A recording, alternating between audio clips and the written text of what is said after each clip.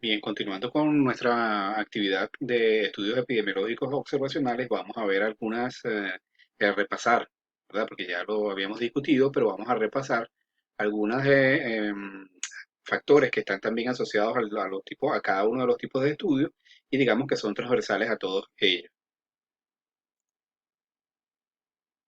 Comenzamos con las variables, ¿verdad? Una variable, como ya lo hemos dicho, es un atributo o una característica de los eventos de salud de las personas o de los grupos de estudio que cambia de una persona a otra o de un tiempo a otro en la misma persona y que por lo tanto toma diferentes valores. Es decir, por eso es que es una variable, de ahí su nombre de variable, porque puede variar.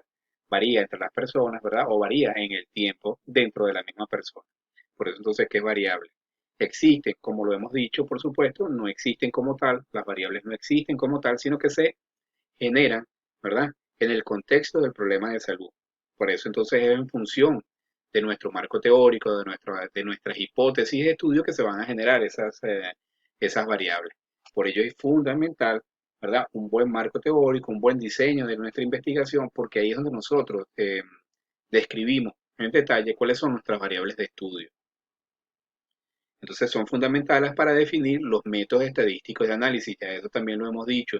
Si nosotros no tenemos claro que el tipo de variable que estamos trabajando, es muy difícil que podamos hacer la selección de los métodos de análisis estadísticos para comprobar nuestro problema de salud o lo que estamos evaluando. Entonces las variables pueden asumir valores, pueden ser cualitativas, cuantitativas o mixtas, ¿verdad? Por ejemplo, el sexo es una variable cualitativa, ¿sí?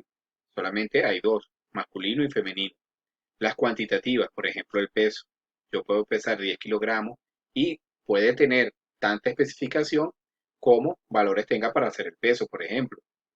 Yo puedo pesar 10 kilos, o puedo pesar 10 kilos, o puedo pesar 10 kilos, 10, o puedo pesar 10 kilos, 10, 1, etcétera, etcétera, etcétera. ¿Verdad? Entonces, entre cada una de las mediciones puede haber tantas posibilidades como eh, la variable me lo permita, la medición me lo permite.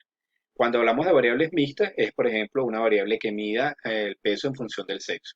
Ahí entonces estamos viendo que es una variable mixta porque tiene las dos categorías, tanto variable cualitativa como cuantitativa. O también pudiera ser el peso en función de la edad, es decir, eso es una variable de tipo mixto. En función de su relevancia clínica, las variables pueden ser duras o finales, lo que llamamos, por ejemplo, la muerte, ¿sí? Por infarto agudo del miocardio es una variable dura o final, mientras que una variable intermedia o subrogada, en el caso del infarto agudo del miocardio, pudiera ser, por ejemplo, la medición de los niveles de triglicéridos en sangre. Eso es una variable intermedia, porque no está asociada directamente con el resultado. El hecho, ¿qué queremos decir? Que posiblemente el hecho de que una persona tenga niveles de colesterol alto no signifique, es un factor de riesgo para el infarto agudo del miocardio, pero puede que no esté directamente relacionada con el mismo. Según el número de componentes, una variable simple, por ejemplo, lo que hemos dicho de el sexo, o una variable compuesta. Una variable compuesta puede ser, por ejemplo, el índice de masa corporal, que tiene más de un componente, ¿verdad? Pide la circunferencia abdominal, el valor de la grasa abdominal y la estatura y el peso. Ese puede ser. Sí, aunque el índice de masa corporal solamente está expresado en peso y estatura. Según la investigación, puede ser la variable dependiente, la variable independiente o la variable interviniente. Una variable dependiente, por ejemplo, es el resultado. Si nosotros estamos midiendo un analgésico, que la variable resultado sería que se produzca la analgesia, para que disminuya el dolor. La variable independiente, ¿cuál sería en este caso? Bueno, la variable independiente sería el medicamento. Mientras que la variable interviniente pudiera ser, por ejemplo, el sexo, otras variables que están asociadas al problema de investigación.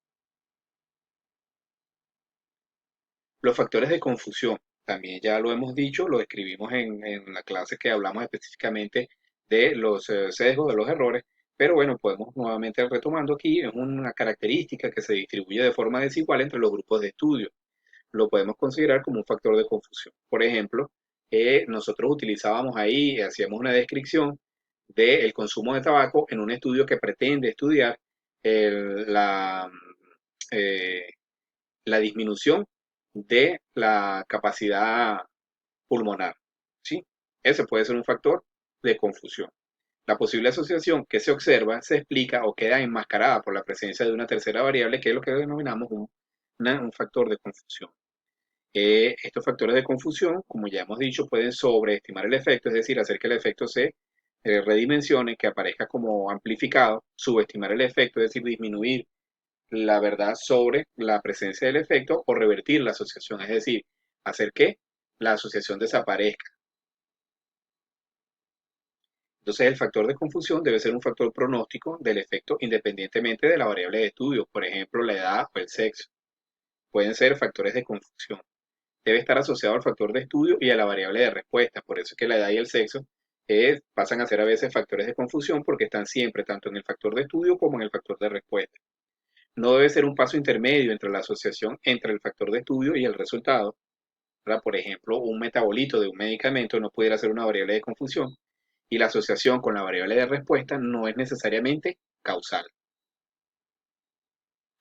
Estos factores de confusión, bueno, algunos se pueden resolver en el diseño y otros se pueden resolver en el análisis.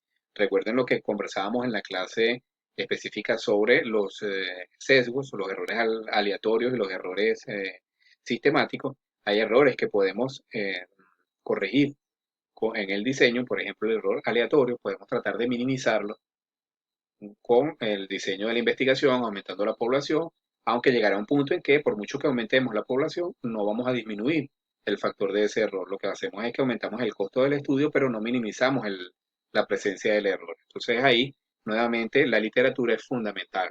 Para eso, repito, son importantes nuevamente eso que llamamos los antecedentes. Esa es la utilidad de los antecedentes cuando nosotros estamos tratando de diseñar un tipo de estudio o de este tipo de estudio y otros lo podemos corregir en el análisis.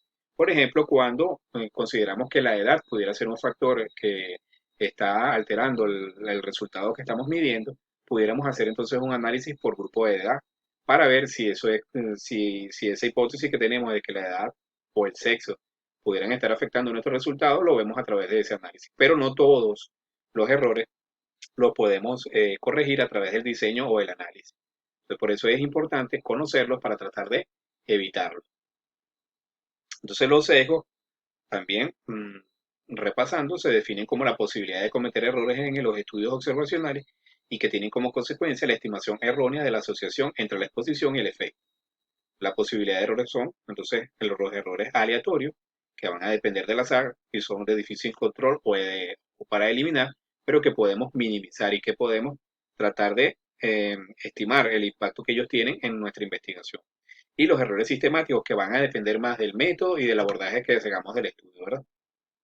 Ya eso lo hemos visto, aquí solamente estamos repasándolo. Entonces los sesgos o el error sistemático ocurre por circunstancias relacionadas con el diseño de la investigación, como el sesgo de selección de los sujetos o la medición de las variables que ya hemos nuevamente, repito, hemos discutido ampliamente en la clase que hablamos sobre los errores. Por ejemplo, los sesgos de selección en la asignación a los grupos o durante el seguimiento, ¿verdad?